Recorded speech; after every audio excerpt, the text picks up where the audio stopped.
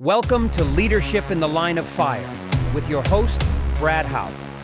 Join Brad as he dives into the heat of leadership challenges, where the flames of business uncertainty meet the hard-earned lessons of firefighting. Embrace change, master agility, and become the trusted leader guiding your team through the smoke. Get ready to ignite your leadership journey. Welcome to another episode of Leaders in the Line of Fire, where we delve into the art of leading with resilience and adaptability. Today, I'm thrilled to share with you some exciting news about my new book, Run Towards the Flames, Mastering Leadership in Times of Crisis, is out now and available to buy.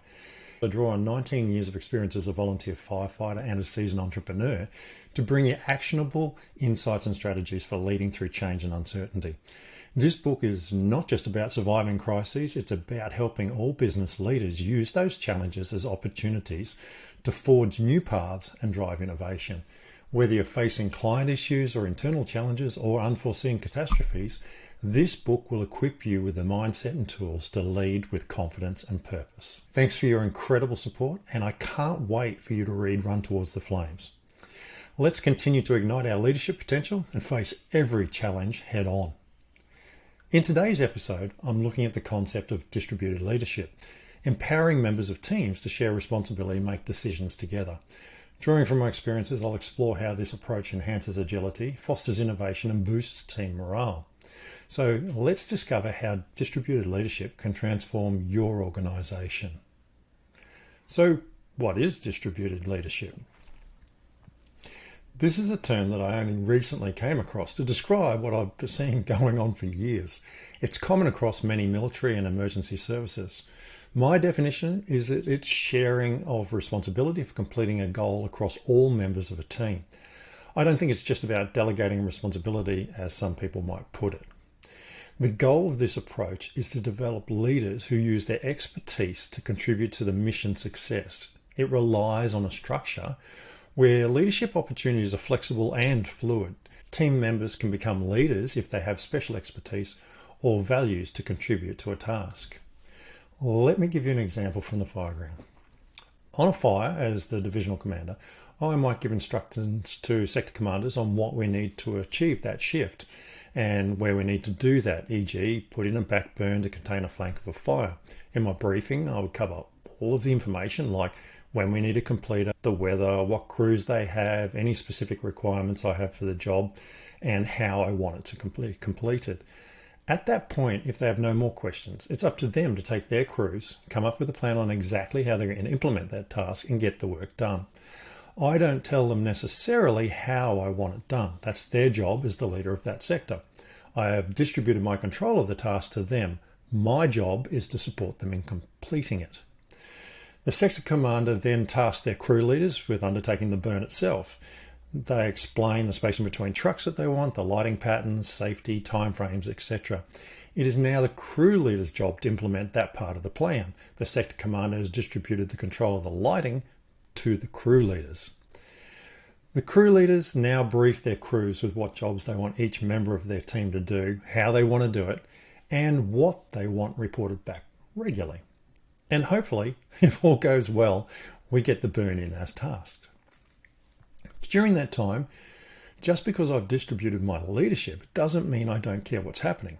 The crews update their crew leaders, they update the sector commanders at regular intervals, and the sector commanders update me on how we're going, where we're up to, and whether we're progressing as expected. Every one of us is a leader in our own part of the process. I don't tell the crews what to do. I'm not talking directly to any truck. I don't worry about whether we've got the trucks in the right position or whether Mary is drinking enough water. These questions are not part of my job. I might inquire how the overall crew welfare is, but I'm not there to enforce my thoughts on it. We all play our part to work together to complete the task, but everyone knows what is going on and why, because we're all responsible as leaders of our own part of the task. So, the key concepts of distributed leadership. Just to review, distributed leadership means spreading out decision-making and responsibilities amongst all team members instead of keeping it all at the top. This approach taps into everyone's skills and ideas, making the team more flexible and quick to react to changes. It's about everyone having a role in the team, which helps build a sense of ownership and shared goals. Unlike traditional top-down leadership, this model encourages collaboration, adaptability, and empowers individuals, making it great for fast-paced environments.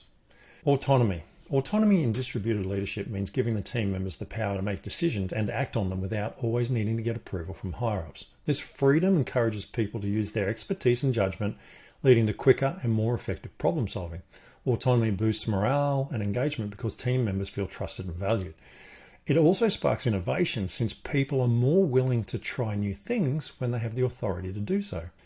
Creating a culture of autonomy involves setting clear guidelines and expectations while providing the support needed to make confident decisions. Accountability. Accountability means everyone knows what they're responsible for and is held answerable for their actions and results. This clarity helps people take ownership of their work and stay committed to doing their best. Regular check-ins and reviews help keep standards high and provide chance for feedback and improvement. Promoting accountability ensures everyone is pulling their weight towards the team's goal. It also builds trust among the team members, knowing they can rely on each other to get things done and support the team's success. Capacity. Building capacity means giving team members the skills, knowledge, and resources they need to lead effectively.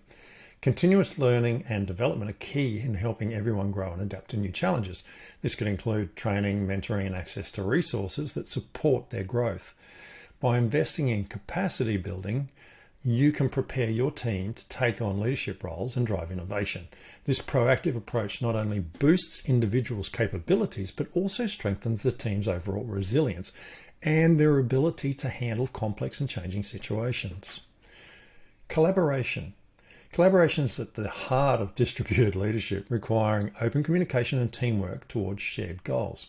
It means breaking down those barriers and encouraging people from different areas to work together, using their diverse perspectives to solve problems.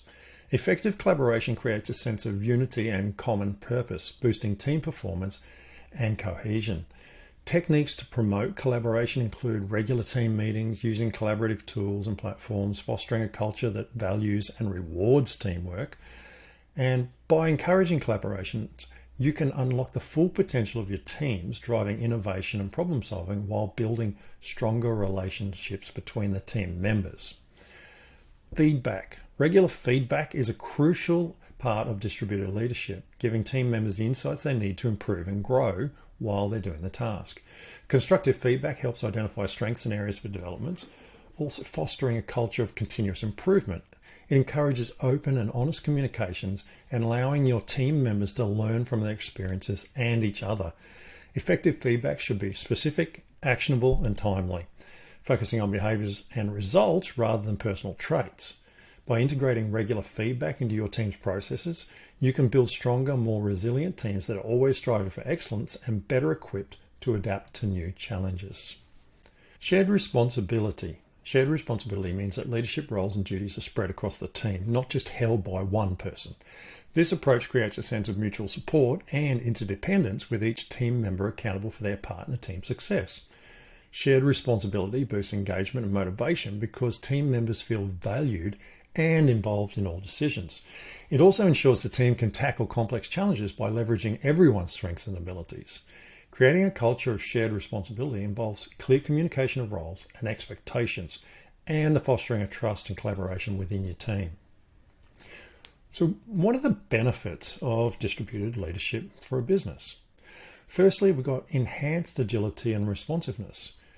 When you're not overseeing every little bit of how things are done, you can deal with bigger issues.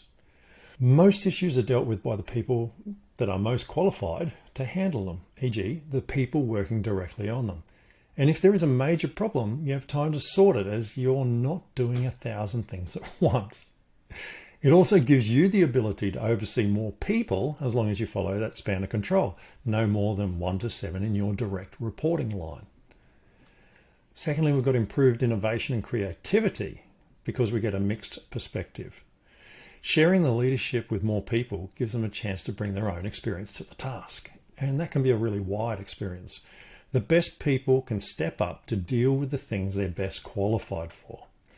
People can also swap around and take turns doing different parts of the task if needed. On the fire ground, we see this where firefighters change roles from operating the pump to working on the branch to pulling hose and doing other jobs.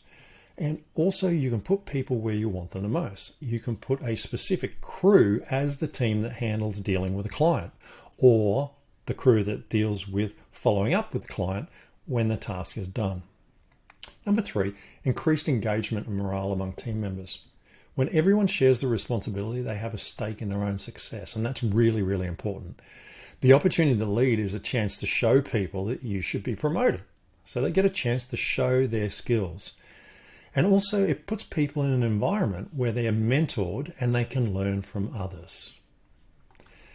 In today's episode, I've dug through the concept of distributed leadership. In other words, how to empower team members to share responsibility, make decisions, and help transform any organization. Drawing from my experiences, I've kind of highlighted how this approach enhances agility and fosters innovation and boosts team morale on the fire ground as well as in a business. Reflecting on distributed leadership, it's clear this isn't just a new buzzword, it's a practice I've observed in action for many years, especially in high-stake environments like firefighting. This leadership style isn't simply delegating tasks, it's about sharing the responsibilities, achieving a goal across the entire team. By doing so, we can create leaders who contribute their unique experience to mission successes. Leadership roles in this model are fluid, allowing the right person to step up when their skills are needed the most. Consider the example that I shared about managing a fire. As a divisional commander, I delegate tasks to sector commanders who then plan and execute these strategies. This chain of distributed leadership continues down to the crew leaders, each layer responsible for its own part in the mission. Despite the distributed role, there's constant communication and support at every level, ensuring that we all work together towards the common goal. This approach shows how everyone from top to bottom plays a leadership role. It's not about micromanaging, but about trusting and supporting each other. By sharing the load, we can focus on bigger issues and become more responsive to changes. So as you consider implementing distributed leadership in your business, remember that it's about fostering autonomy, accountability, capacity, collaboration, feedback, and shared responsibilities. These key concepts help create a dynamic, innovative, and motivated team that are ready to tackle any challenges. Thanks for joining me. I hope you found this insights valuable and that you're inspired to apply them within your own teams. Remember, leadership is not just a title, it's a shared journey. Until next time, stay agile, stay innovative, and keep leading from every level. And as always, run towards the flames. Thank you for tuning in to Leadership in the Line of Fire. If today's episode sparked some insights, please share it with your friends and colleagues. Don't forget to hit like and subscribe so you never miss an episode. Your support fuels this journey. Join us next time as we continue to explore leadership lessons from the fire line. Until then, keep leading with courage and agility.